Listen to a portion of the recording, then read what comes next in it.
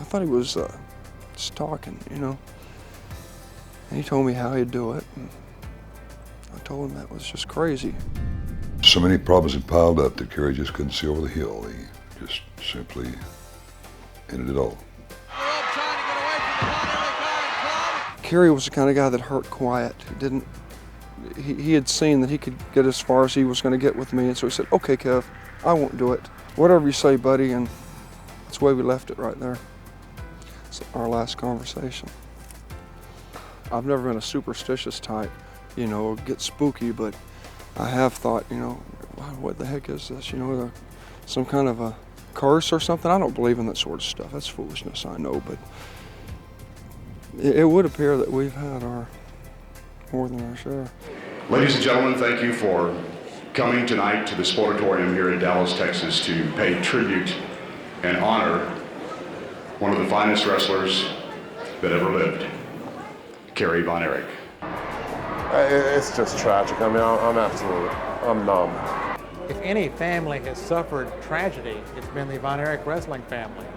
5 out of 6 sons dead.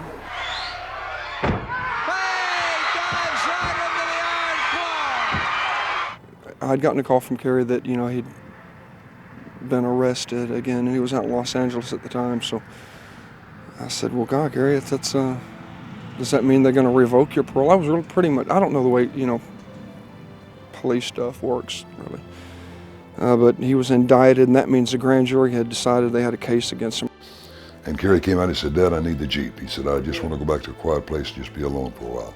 My boys and I always hug each other, so there's nothing unusual about that. When he saw me, he grabbed me and hugged me, and I hugged him, and I kissed him. And he said, "Dad, I really love you." And I should have realized that. That was different, and something wasn't right here. This could be my last program with you. Last time you'll see a lot of these guys on the line. I expected Kerry to just tough his way through it like he had everything else. You know, Kerry only had one foot because of that accident. He was riding a motorcycle. There's a police car had stopped, hit his brakes to make a turn. And Kerry was passing the car at the time when the officer hit his brakes. Kerry couldn't stop. And it's a reflex action when you're going to hit something with anything to stick a foot out, and he did, and the foot was almost destroyed. But for a year, they tried to save that foot. But after a year, the foot was no better, the foot was dying, so they had to take his foot off. Carrie spins with a surprise discus punch. And I'm sure there's a lot of wrestlers around the world today that have wrestled Kerry in the last 6 years that are stunned that he had one foot. I think the fans understood that Kerry had gone through terrible pain, emotional pain, and they knew about some of the physical pain. Most of them did not know that he'd lost a foot and was wrestling for the last several years on a prosthesis. I visited him in the hospital, and I actually knew, when I was one of the few that knew he had his foot off. And he had a metal cast that he put over his shin. And to wrestle with that thing, just the cast itself would dig into the leg. And every time he went out, you know, it would either swell up or bleed. The man went through a lot of pain every time he did any activity. That's the Iron Claw in the midsection on Jerry the King Lawler. Here, he lost a foot. He's in a sport that requires, on occasion, for a wrestler to lift a fellow human being that weighs in excess of 400 pounds over his head and throw them over the ring ropes. Kerry did that on a routine basis. At some point, he planned to reveal the fact that he had lost that foot to inspire other people in the same condition. But unfortunately, Kerry died before he could. And frankly, I'm sorry the fans didn't know, but I think the fans would have admired him even more had they known the struggle he went through. Carrie in the fluorescent green tights, and the girls give him a hoot, and here we go. I think he didn't want pity. I think he felt that the world had pitied the family and felt sorry for the family, and he didn't want that. He didn't want them to cheer out of pity. He wanted them to cheer because of his athletic ability. And to me, one of the things I told to Kerry is it struck me as courageous. Well, Kerry was real tough inside. And we were always brought up that Fritz Von Erich was our dad, and it got where we were so close as a family, and there was just us. It was us and them. I am the only one left. I've seen their ups, I've seen their downs, and the tragedies they've been through. You got to ask why. You can't explain it. I mean, son after son after son, and you keep hoping, well, that's the end of it. Von Erichs were known around Texas, and in the 80s they were known throughout the world. Because, I love my kids, love to watch them compete. They wouldn't do anything else. I mean, that was, that's all they ever wanted to do.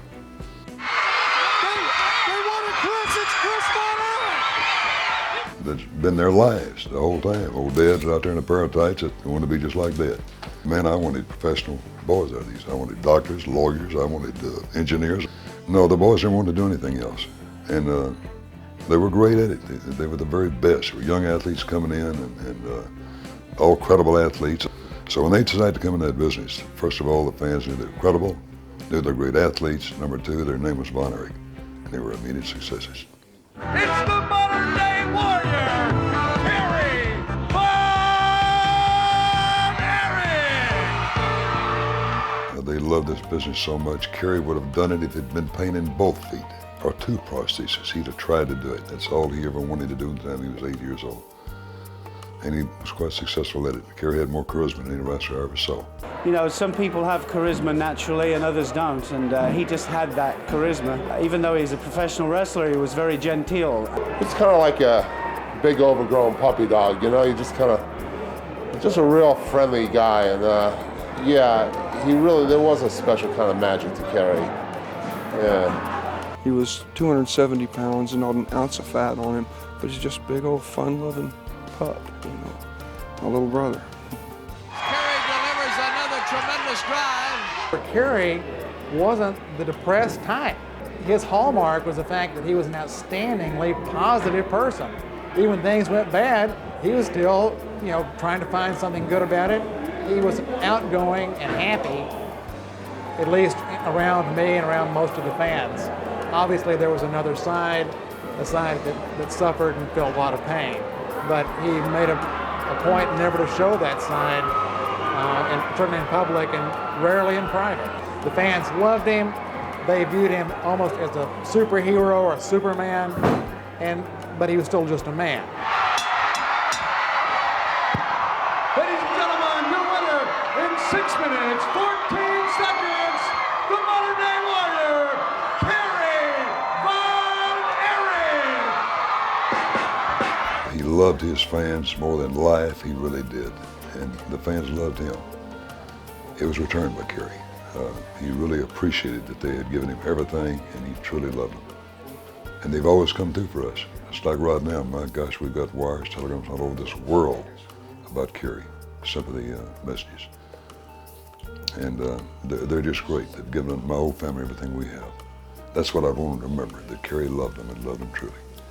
I'm thankful for the time I spent with Kerry because I had a great brother, had great times with him, and loved him, and we were so close.